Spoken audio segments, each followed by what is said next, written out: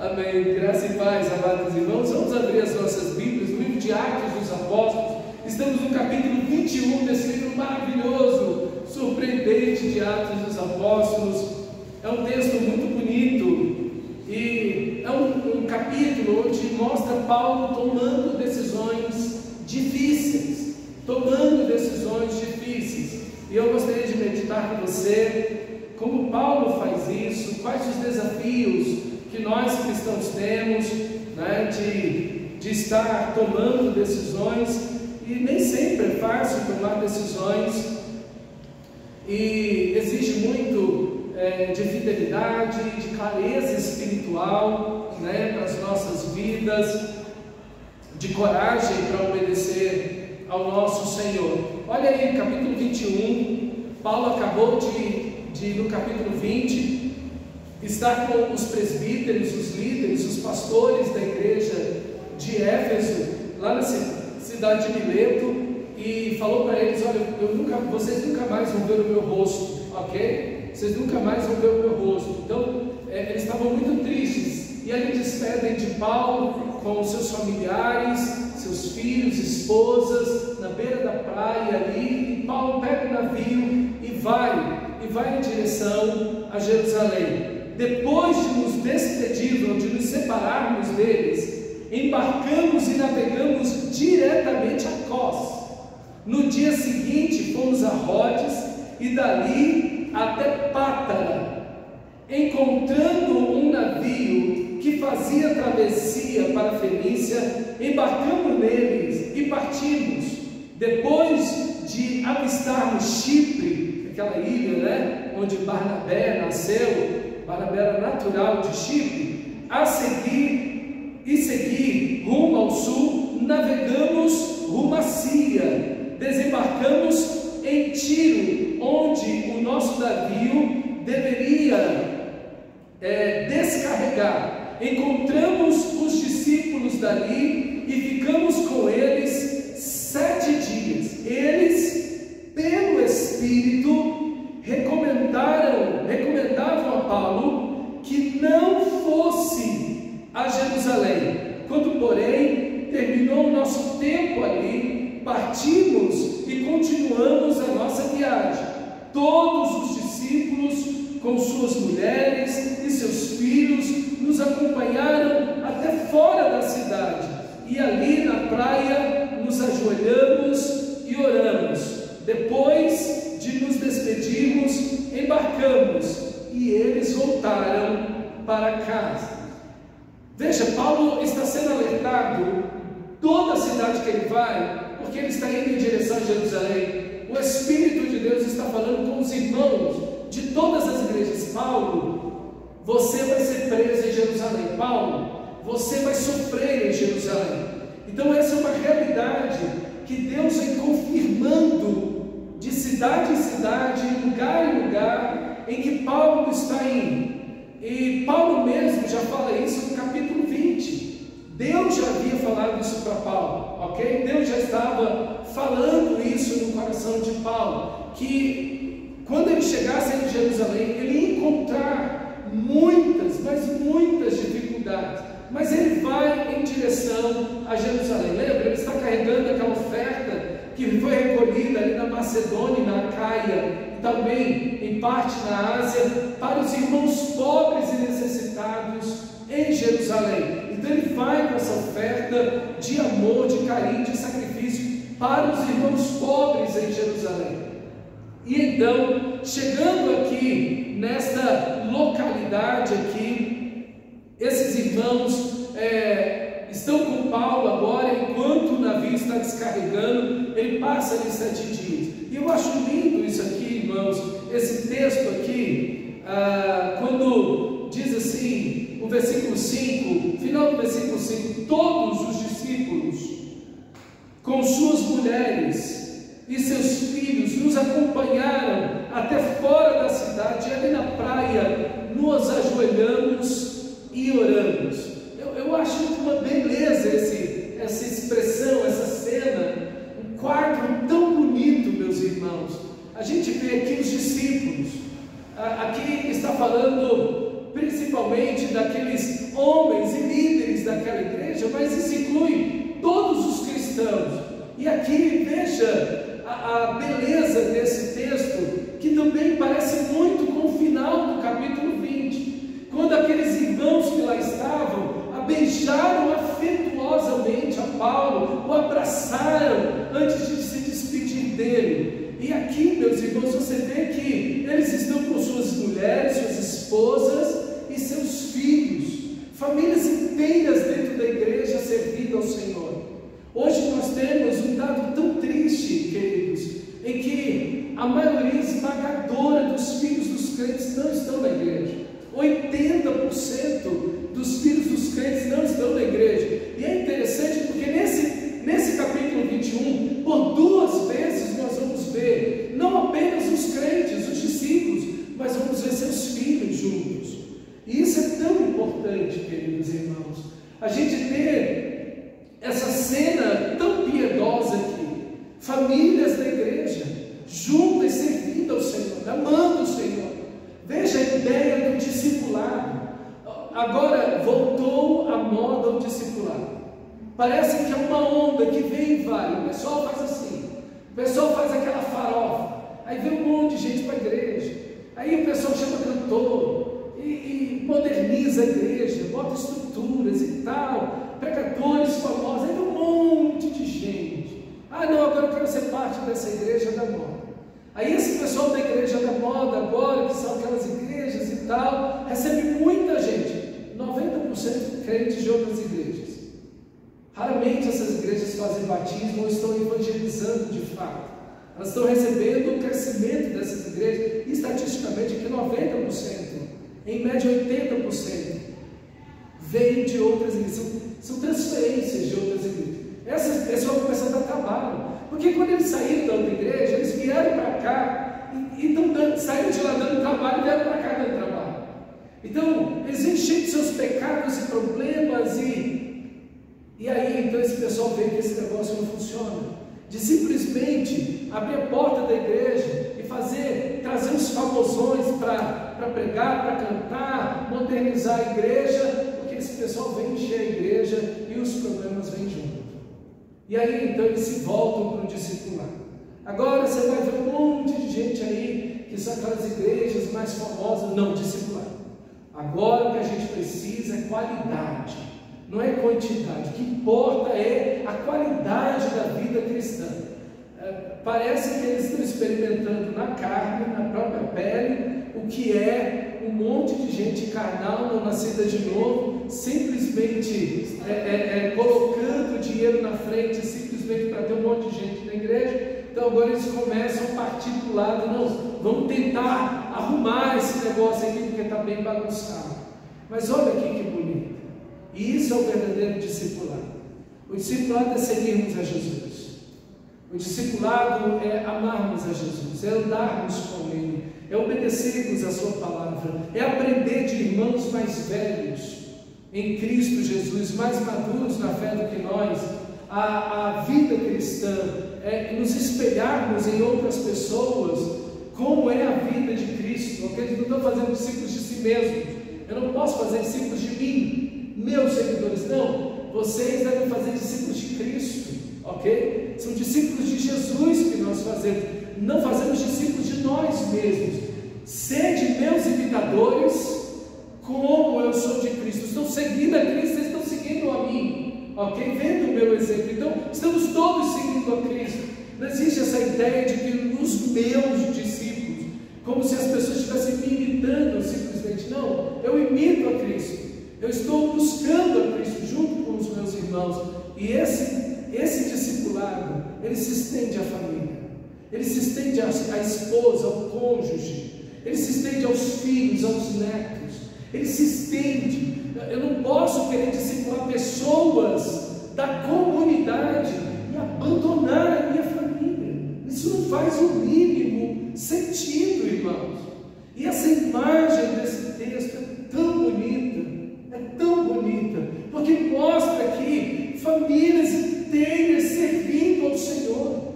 Mostra aqui um povo que está sensível ao Espírito Santo. Eles, pelo Espírito, recomendaram a Paulo. Veja, eles estão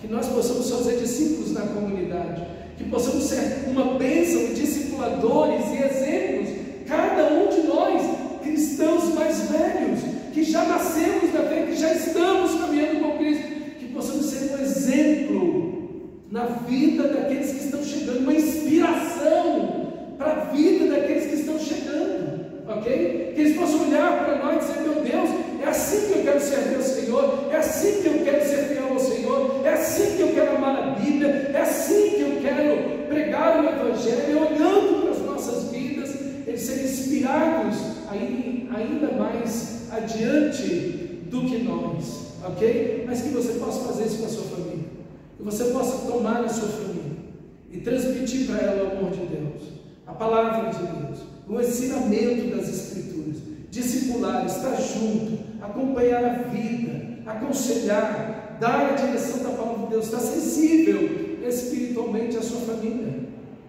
sensível, ter palavra de Deus, Bíblia para a sua família. Isso é tão importante, irmãos, tão importante. Isso é discipulado, isso é discipulado. E veja a seriedade de Lloyd e Eunice, a mãe e a avó de Timóteo, que desde a infância conhecem as Sagradas Letras. Elas discipularam, elas foram discípulas e então discipularam o seu filho, no caso do neto, que era Timóteo. Então veja, meus irmãos, a preciosidade, a importância do discipulado. Versículo 7: demos prosseguimento à viagem, partindo de Tiro, e aportamos em Ptolemaida, onde saudamos os irmãos e passamos um dia com eles. Partindo no dia seguinte, chegamos a Cesareia e ficamos na casa de Filipe, o evangelista, um dos 7. Aí ele já faz menção, Lucas já faz menção de quem? De Filipe, lá no capítulo 6 do livro de Atos, um dos 7 que foram escolhidos para tomar conta da distribuição do alimento para as viúvas, ok? Aqui está Filipe. E aqui tem uma coisa tão bonita: Filipe fiel a Deus. Filipe, passaram-se 20 anos, está ali Filipe servindo ao Senhor, está ali Filipe sendo fiel ao Senhor, amando ao Senhor, está ali Filipe servindo ao Senhor, e servindo ao Senhor numa cidade horrível, Cesareia, chamada Cesareia de Filipe. Aqui de Filipe porque é o nome dele, né? Mas Cesareia era uma mini Roma. Ela nasceu em homenagem ao imperador romano. Então lá tinham muitas estátuas de muitos deuses, o culto a César estava ali, jogos que haviam em Roma também tinham ali. Cesareia era odiada pelos judeus, principalmente os judeus piedosos, os religiosos também odiavam Cesareia. Por quê? Porque era como se fosse uma parte infiltrada de uma contaminação na nação de Israel, essa cidade. Então quando você chegava ali, você tinha culto a vários deuses, ok? O culto ao imperador, você tinha toda uma mini Roma naquele lugar. E ali está Filipe. Ele poderia ter mudado para outro lugar. Não, você é dessa cidade, eu nasci aqui, mas eu quero ir embora daqui, esse lugar é horrível, é terrível. Não, está ali Filipe servindo ao Senhor, está ali Filipe glorificando a Deus. Mas é interessantíssimo isso aqui. Olha o texto sagrado, versículo 9: ele tinha 4 filhas solteiras, ou virgens, ou donzelas, ou não casadas. A minha tradução aqui já traz virgem, elas não eram casadas, que profetizavam.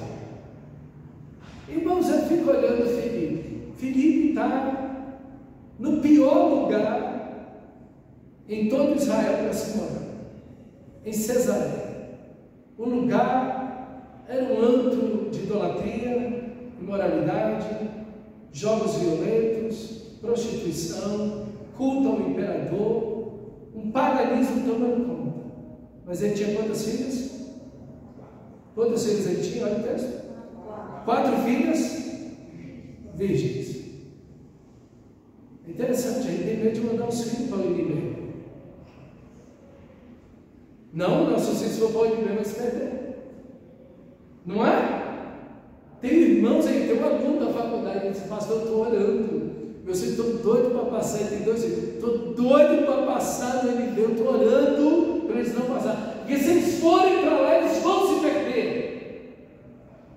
Eles vão se perder. Filipe está no pior lugar para se morar, em Israel. E ele tem 4 filhas virgens.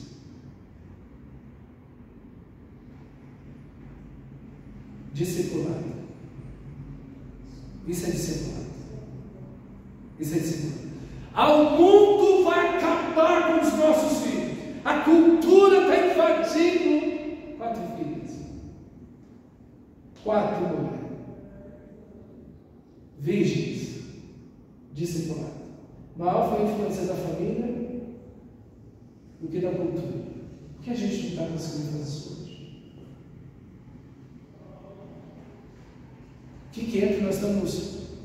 O que estamos errando na nossa educação com os nossos filhos?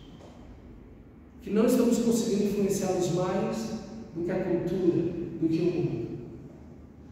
4 filhas virgens que profetizavam, nascidas de novo, cheias do Espírito, tinham encontrado a Cristo. Veja a educação cristã que Filipe deu para suas filhas. Veja a influência do Evangelho sobre as filhas dele. Veja a preocupação de discipular suas filhas. Veja esse pessoal que acabamos de ver, que estão ajoelhados na praia para se despedir daquela equipe maravilhosa de missionários ali em Paulo. Mulheres e filhos. Meus irmãos, no que a gente está errando? Eu tenho certeza de uma coisa, irmãos. Nós precisamos, como pais, ser mais piedosos. Nós precisamos ser mais piedosos. Nós precisamos ser mais piedosos. Nós precisamos ser mais santos, mais parecidos com Cristo, mais fervorosos na oração, mais dedicados às Escrituras. Nós devemos buscar em primeiro lugar o reino de Deus e a sua justiça. Os nossos filhos precisam ver isso. Nós vamos crescer na fé, nós vamos levar os nossos filhos a crescer na fé. Nós precisamos ensinar os nossos filhos. Nós vamos ler a Bíblia com eles, nós vamos orar com eles, nós vamos orar por eles. Nós precisamos acompanhar, nós precisamos antecipar o mundo que eles vão encontrar. Nós vamos ensiná-los o que o mundo vai dizer para eles. E já protegê-los e guardá-los no nosso Senhor Jesus. Nós vamos ser intencionais no novo nascimento. No novo nascimento. Meus irmãos, como nós precisamos olhar para esse texto, o exemplo desses irmãos, e dizer: meu Senhor, nós precisamos ser pais, ser cristãos mais piedosos com os nossos filhos. Você está orando com seu filho diariamente? Está orando com seu filho diariamente? Está meditando nas Escrituras? Está compartilhando a vida com eles? Seus netos, enfim. Meus irmãos, aproveitem a oportunidade. Porque depois dos 10, 12 anos de idade, já não há muito o que fazer, porque o mundo os ganhou. Se você não influenciar seus filhos, o mundo vai. Se você não influenciar seus filhos, os seus colegas irão influenciar. A internet vai influenciar. As redes sociais vão educar seus filhos e netos. E nós vamos ver, como já estamos vendo, gerações inteiras se perdendo.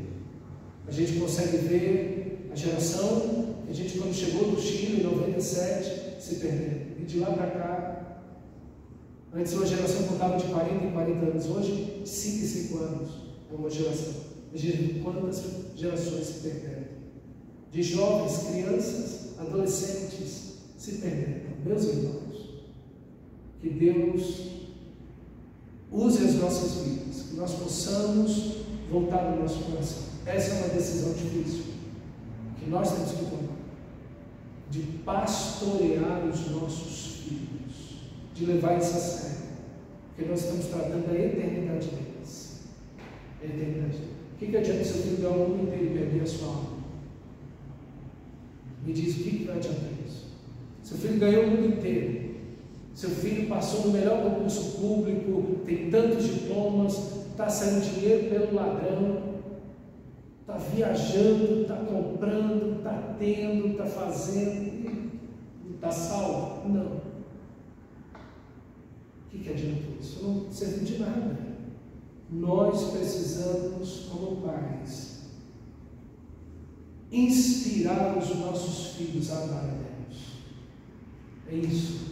Os nossos filhos vão olhar para nós, netos, todas as crianças que estão perto da gente. Eu falo, meu Deus, eu preciso amar a Deus assim. É assim que eu preciso amar ao Senhor nosso Deus. Eu espero que esses dois exemplos venham a sacudir a nossa vida nessa noite, para a glória de Deus. Elas pregavam o Evangelho. Profetizar aqui é pregar, ok? O pai delas era evangelista, ok? Ele era evangelista. Elas acompanharam boa parte do ministério deles. Interessante, uma família de pregadores, de evangelistas, de gente que estava disposta a proclamar o Evangelho. Que legal isso, né? Parece que o Espírito Santo de Deus deu um combo aqui, pegou todo mundo e botou os dons tudo quase junto. Veja, as quatro meninas têm o mesmo dom espiritual. Que legal, como Deus age de uma forma tão interessante, irmãos, e usa uma família inteira num ponto da igreja, num dom específico, então todo mundo está focado naquela mesma direção. Que coisa muito interessante isso. Versículo 10.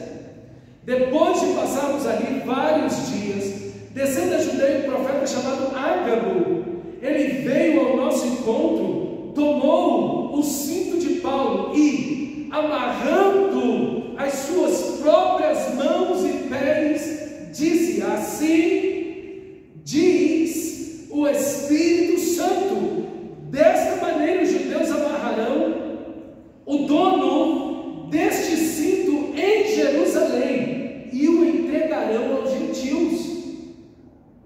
Quando ouvimos isso, nós e o povo, aqui a igreja, o povo de Deus, e o povo dali, os irmãos daquele local de Cesareia, pedimos a Paulo que não subisse a Jerusalém. Então Paulo respondeu: por que vocês estão chorando? Assim vocês partem o meu coração. Estou pronto não apenas para ser amarrado, mas também para morrer em Jerusalém, pelo nome do Senhor Jesus. Como não podemos persuadir a Paulo, desistimos e dissemos: seja feita a vontade do Senhor. Meus irmãos, que texto difícil esse. Veja, em nenhum momento o Espírito de Deus está proibindo Paulo de ir para Jerusalém, porque se assim fosse, Paulo estaria desobedecendo ao Senhor, ok?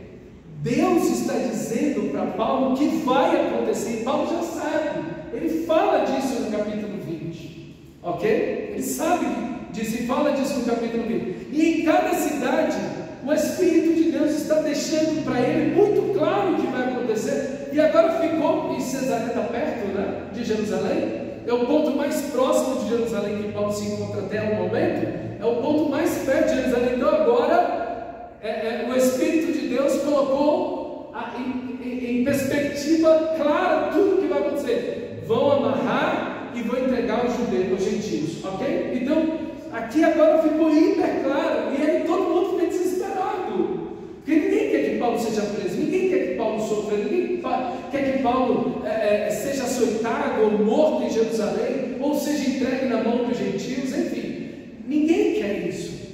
Mas então começam a tentar persuadir a Paulo, e claro, você vê que a pessoa começa a chorar. Quando ouve isso, o povo começa a chorar. Paulo não chora, mas o povo começa a chorar. Mas é porque vocês estão chorando.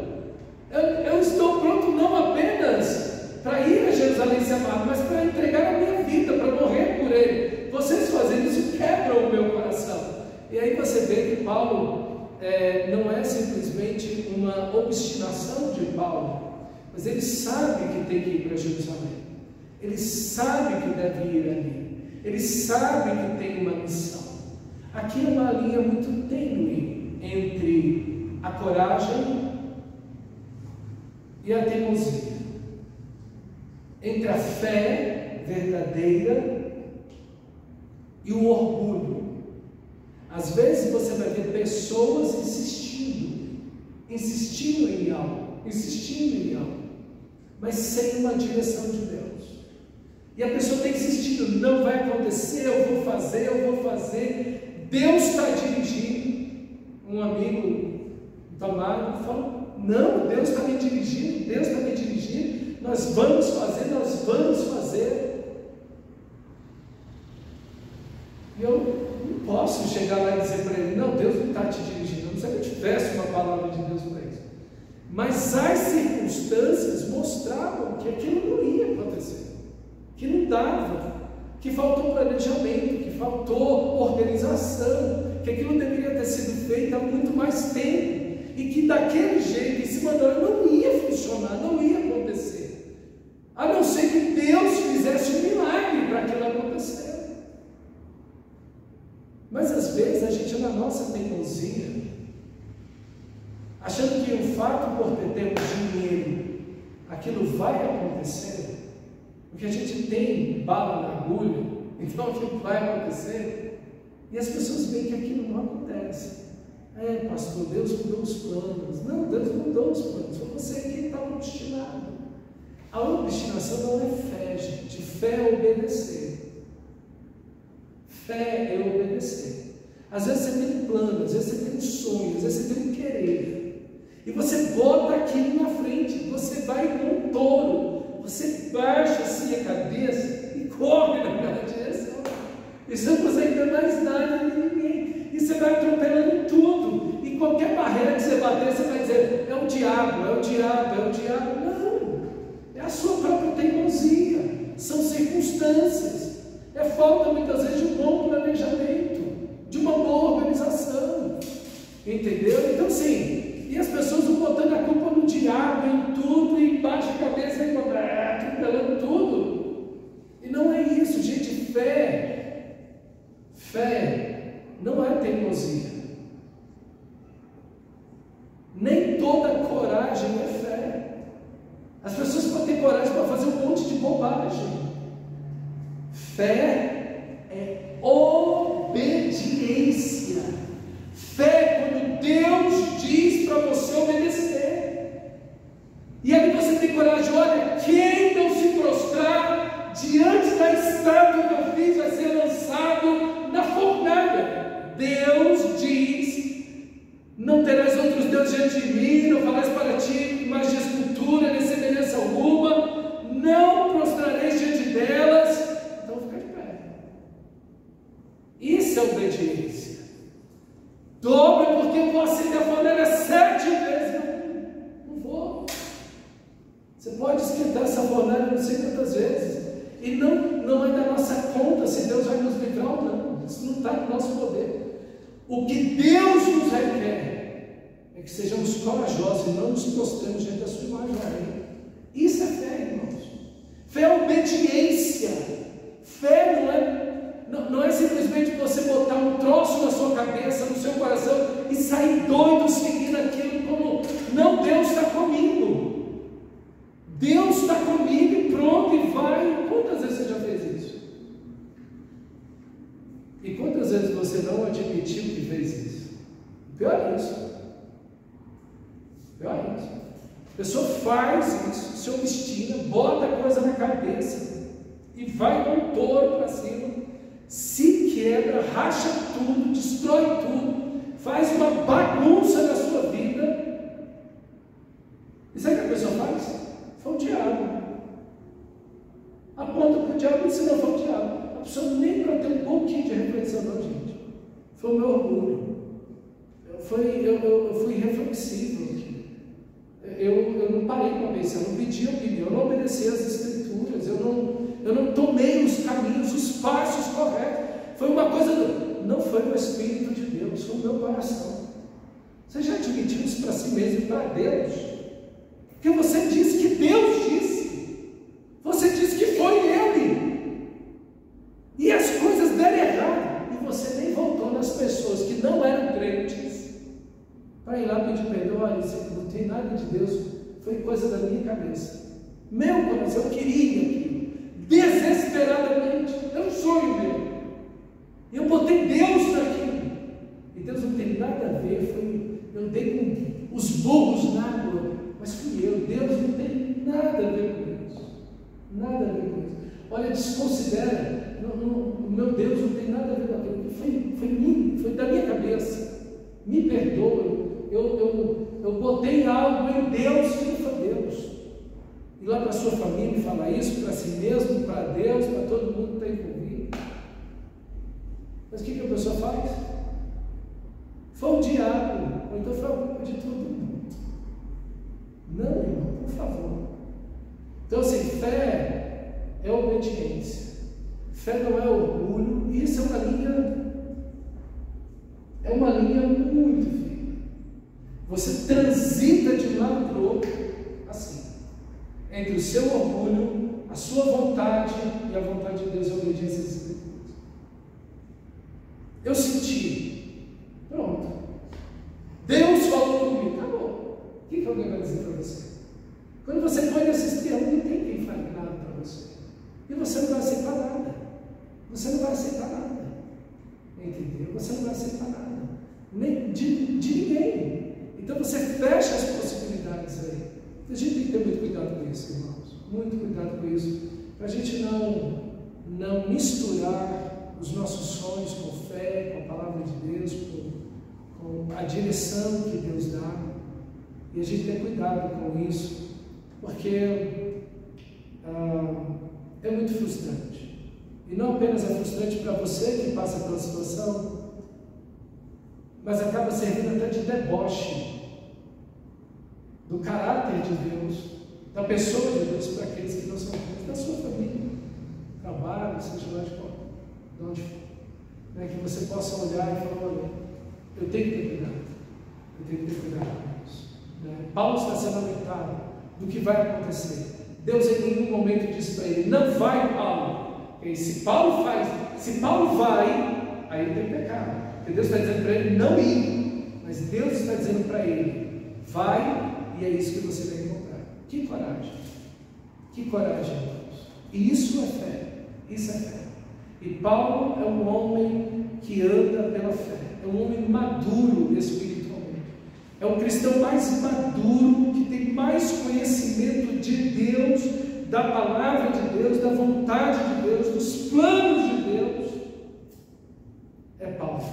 Não tem ninguém que no momento em que Paulo está vivo tivesse mais conhecimento de Deus, um homem que sabe que Deus o está dirigindo, e sabe o que vai encontrar, e mesmo assim, em coragem, em amor a Cristo, segue fazendo a vontade de Deus.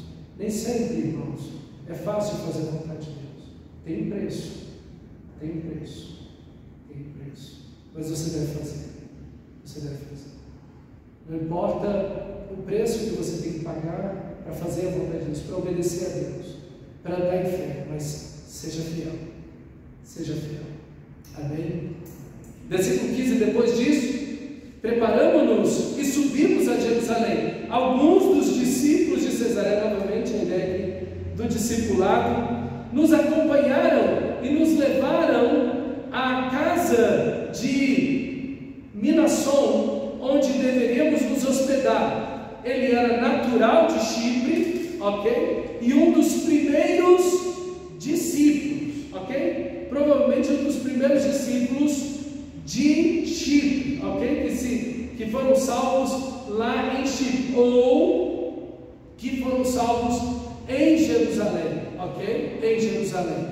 Eu pensei que ia conseguir entrar nesse ponto hoje de Paulo, mas de Paulo chegando e sendo acolhido pela igreja, mas eu não quero ser rápido nesse ponto, tem algo aqui, algumas coisas importantes no texto que eu gostaria de deixar para a semana que vem, mas o que você conseguiu pegar para você hoje? O que Deus falou com você hoje? Comigo Deus falou. Eu espero que Ele tenha falado com você. Eu queria que você pegasse isso que Deus falou com você nesta noite e orasse a Deus assim: Senhor, faz na minha vida, faz na minha vida.